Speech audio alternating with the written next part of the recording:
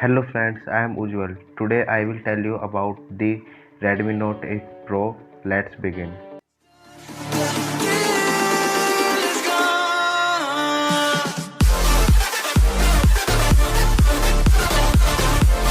Xiaomi has launched the 64 megapixel camera phone Redmi Note 8 Pro.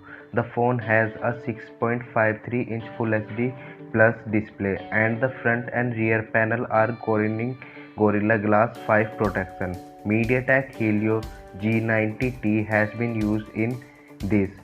The phone has been launched with 6GB RAM, 64GB storage, 6GB RAM, 128GB storage and 8GB RAM, 128GB storage variant. The company has used liquid cooling technology to improve gaming. The phone has 4 rear cameras. The primary camera is 64 megapixel. It has an 8 megapixel wide angle camera and 2 megapixel 2 cameras.